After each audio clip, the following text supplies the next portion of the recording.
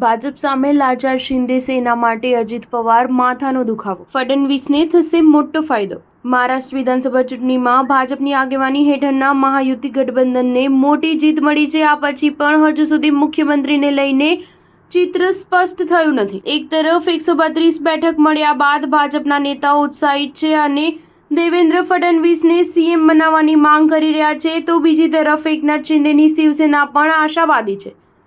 શિવસેનાના ઘણા નેતાઓનું કહેવું છે કે આ ચૂંટણી એકનાથ શિંદેના નેતૃત્વમાં લડવામાં આવી હતી, તેથી તેમને જ મુખ્યમંત્રી બનાવવામાં આવે।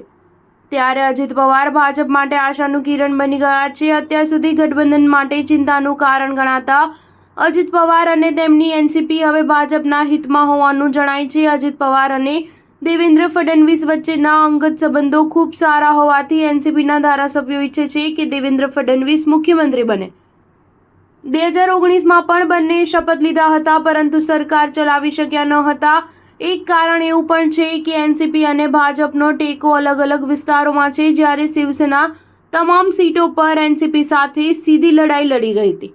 આથી એનસીપી ઈચ્છે છે કે દેવેન્દ્ર ફડણવીસ મુખ્યમંત્રી બને, જ્યારે શિવસેનાના નેતાઓને લાગે છે કે કદાચ ભાજપે ગઠબંધન ધર્મને આગળ વધારવા માટે એકનાથ શિંદેને મુખ્યમંત્રી બનાવવા જોઈએ। જો કે એક નેતાએ કહ્યું કે અમને આશા છે કે ભાજપ એકનાથ શિંદેને તક આપશે, પરંતુ અમે એ પણ જાણીએ છીએ કે તેમને 132 બેઠકો મળી છે અને અમે દબાણ લાવવાની સ્થિતિમાં નથી।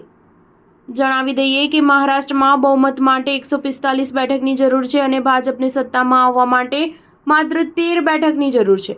આ સિવાય અજીત પવારની એનસીપી પાસે પણ 41 બેઠક છે, જ્યારે એકનાથ શિંદે પાસે 57 બેઠક છે। આ રીતે ભાજપ એક ભાગીદારથી મદદથી પણ સરકાર બનાવવાની સ્થિતિમાં છે। સ્ટાર ન્યૂઝ 7 હંમેશા સચ્ચાઈની સાથે।